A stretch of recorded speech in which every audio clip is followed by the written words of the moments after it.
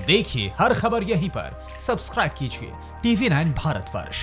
आज जो सवाल है वो ऐसा सवाल है जो हमारे आपके दिलों से जुड़ा हुआ सवाल है। क्या हिंदू, क्या मुसलमान, क्या सिख, क्या ईसाई, इस देश की जनता ये सोच रही है, ये पूछ रही है कि आखिर ये कौन लोग हैं, ये कौन से लोग हैं जो पुलिस पर हमला कर रहे हैं, जो मेडिकल स्टाफ पर हमला कर रहे हैं, जिनके घरों में आप सोचिए, आप जिस मोहल्ले में भी रहते हो वहाँ कोई कोरोना का पीड़ित है, कोई कोरोना का संक्रमित है, और उसको जब बचाने के लिए मेडिकल स्टाफ, पुलिस अपनी जान की बाजी लगा करके वहाँ पर पहुँच रहे हैं तो उस पर हमले किए जा रहे हैं। सवाल यही नहीं है कि ये लोग कौन हैं, सवाल ये है कि इनका ब्रेन वॉश करने वाले कौन हैं, इनका माइंड वॉश करने वाले कौन हैं। और इन्हीं सवालों पर बात करने के लिए हमने कुछ मेहमानों को बुलाया है। इनकी राय जब आप सुनेंगे तो आपको लगेगा कि आप जो सोच रहे हैं कहीं ना कहीं से वो सिर्फ आप ही नहीं सोच रहे हैं, वो बात दूर तक जाती है। तो आइए आपका हम परिचय कराते हैं इन मेहमानों से। हमारे साथ में इस वक्त जुड़ रहे हैं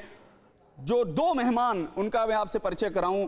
हमारे साथ देखिए वॉल पे आपको दिख रही हैं निगहत अब्बास, बीजेपी की नेता हैं, अपनी बातें बहुत ही एग्रेसिव तरीके से रखने के लिए विख्यात हैं। और दूसरी ओर जो मुस्कुराता हुआ चेहरा दिख रहा है वो मुस्लिम राष्ट्रीय मंच के प्रवक्ता यासिर जिलानी का दिख रहा है। आप दोनों का बहुत बहुत स्वागत है। यासिर साहब, मैं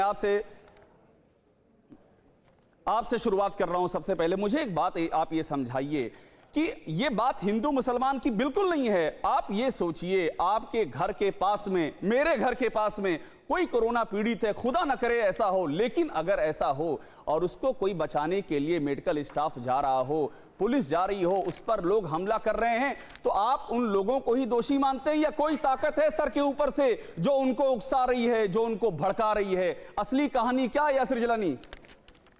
देखिए, असली कहानी तो अभिषेक भाई आपने देखा, निजामुद्दीन के जो मरकज जमात के लोग और उनके नेता साथ, उन्होंने एक ऐसा माहौल भारत के अंदर क्रिएट कर दिया विद इन 15-20 डेज के अंदर कि कुछ सेक्शन में जो कुछ उनके मानने वाले लोग हैं, उनको ये लगा कि उनको इसलिए टारगेट किया जा रहा है कि वो मुसलमान हैं।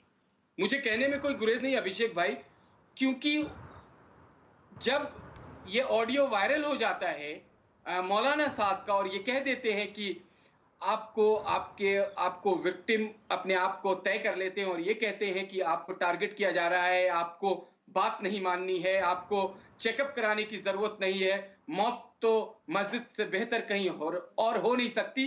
तो उसका नतीजा और एग्जाम्पल जो है वो मुरादाबाद, औरंगाबाद और तमाम क्वारंटाइन हाउस में जो हरकतें हो रही हैं, चाहे वो डॉक्टर के सामने नंगे होके नाचना या उन्हें थूकना या उनके साथ बदतमीजी करना, और चाहे इंदौर में डॉक्टरों को पीटना, या अभी हाल फिलहाल जो आप जब इस तरह का माहौल एक धार्मिक ग्रुप क्रिएट करेगा तो हम सबके सामने इसी तरह की चीजें आएंगी।